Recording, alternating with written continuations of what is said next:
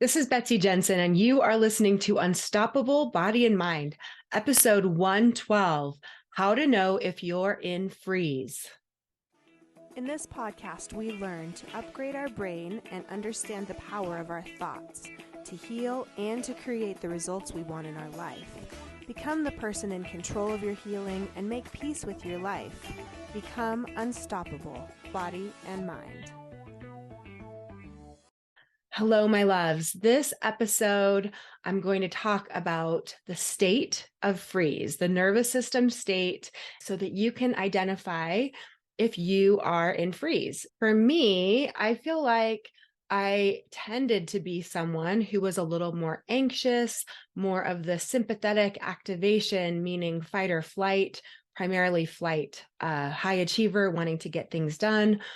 But then lately in my life, especially since my mom passed away, and I've started to learn about trauma responses and the nervous system, I really have started to identify with freeze. I think part of it is also I'm growing my coaching business, so I'm putting myself out there in different ways. There's been a lot of overwhelm. So freeze is a nervous system state I feel like I really become an expert in over these last few years.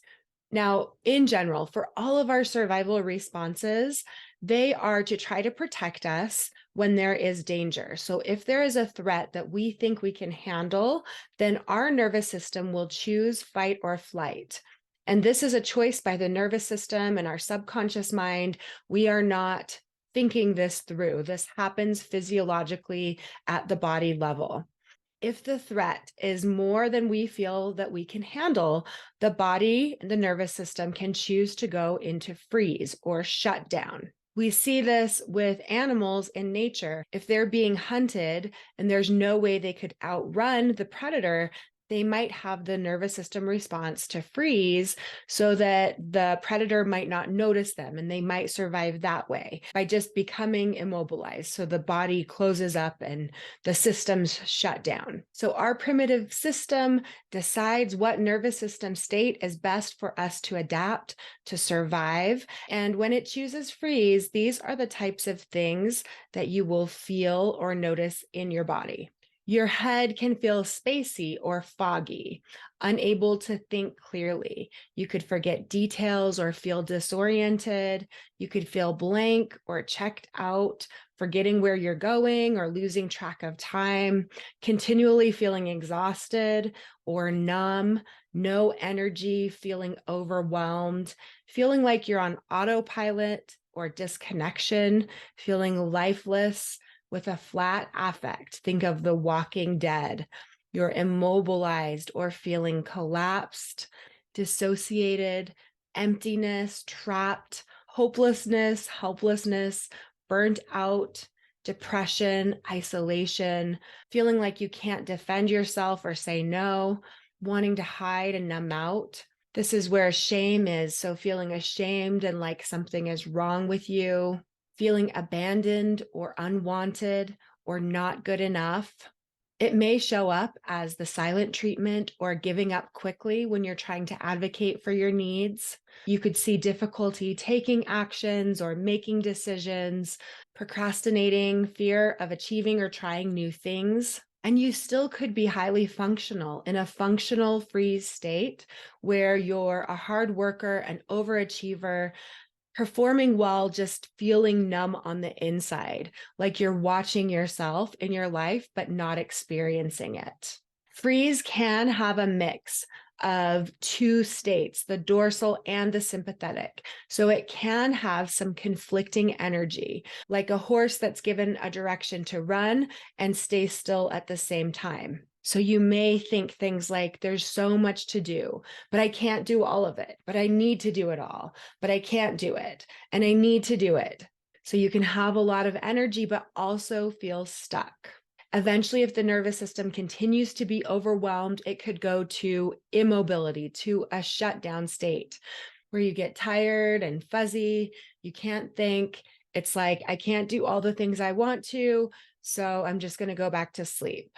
And the more you try to get unstuck, the more stuck you may feel. I have experienced this so much, as I said, with growing my business. It's crazy to me. Now I can watch all that's happening. And so, say I'll have a new idea and I'll think about doing it. And then I'll think about like the website that I have needs to be updated. And I need to figure out how to post like 3 more things related to that. And so soon I have overwhelmed myself. I get very tired and I have this chaotic feeling in my brain. So I feel like, maybe I should just rest, take a nap, distract for a little while, go get a cup of coffee. And so I literally create freeze in myself, thinking of something that I need to do. And then all of these things that my brain thinks I have to do first, or that also need to be done. And soon I actually feel tired and overwhelmed and can't do anything. And that, again, is the protective nature of freeze, to keep you from doing something where you could get hurt, right? So it's this quote unquote safety reaction, but it's keeping you immobilized. If you feel like you're swimming upstream of a major current to get things done, then you're probably in freeze. The other thing to notice is that when you are in freeze, you will tell a story of how bad things are in all of the areas of your life. I call it the freeze goggles. So when you have the freeze goggles on, it's like everything you're looking at just seems kind of dreary and hopeless and bad. So I had an example where I was getting coached and I was telling my coach, how I was bad in all the areas, not a great mom, horrible coach, every example I could think of where things weren't going how I wanted. And we talked about my yoga class, and I had had 10 people that night in yoga, which is usually what I would want, 10 people or more. And I still told her, yeah, but I teach the same thing all the time. It's probably so boring for them. It's not creative. I bet they hate it. Right. So that is the idea of those freeze goggles. Even when something could potentially be something that in other frames of mind you'd be excited about, when you're in freeze, even something good, you can see the bad part about it. And it feels very real. So whenever I'm in freeze, I've started to really be able to notice it now. And then I'm better able to just remind myself, like, okay, this feels real, but it's not as bad as it seems. And there are several other specific strategies for coming out of freeze. So the story you would tell if you were in freeze is you're hopeless, you're stuck, you're powerless, because this state immobilizes the nervous system. That's what it's designed to do. When you're chronically in freeze, you can have a low capacity for emotion and connection. You will often find yourself in situations where you feel trapped, unheard, or helpless. And until you start to notice and recognize what's going on with freeze for you and supporting the nervous system to regulate it, you'll continue to have these same patterns. Physiologically, the way that freeze affects your body is by decreasing the heart rate, decreasing the blood pressure and temperature, decreasing your muscle tone and facial expressions and eye contact. There's decreased social behavior, sexual function, and decreased immunity. And there's increased fatigue, brain fog, and focus on the body sensations. There's also increased fuel storage. So you could have the best diet in the world, but if you're in freeze, your digestion is not going to work properly, and you will be more likely to hang on to the food as storage because your nervous system is in the survival state of freeze. What I experienced is something I see oftentimes with my clients, is that they were more on the activation side, the high achievers, doing things with a lot of frenetic energy earlier in their lives, and then maybe have moved more into this freeze and overwhelm state as they've gotten older or had kids or had more stressors in their lives.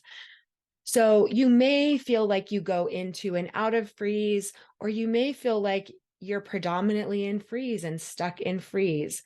So with this podcast, I wanted to just help you get an understanding of what freeze feels like so that you can make sense of what's going on with your body, with your physiology, and how to move out of it. So for coming out of freeze, I'm actually doing a workshop. I'll have a link in the show notes, but it's coming out tomorrow. So go ahead and click on that link if you want to be involved live or have access to the replays.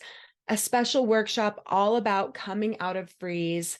I'll have some other workshops available this week as well. If you register, they'll also come with an exclusive coaching call with me to answer all of your questions on Friday, March 31st. So if you're listening when this comes out, go ahead and click on the show notes, or if it's after, you can always find the replays there as well. All right, you guys, have a great week. Bye. Thank you so much for listening. I hope you learned a little bit about your brain today that helps you in your life like it helped me. Please be sure and subscribe and leave a review. And of course, be sure and share this podcast with someone you know that wants an unstoppable body and mind.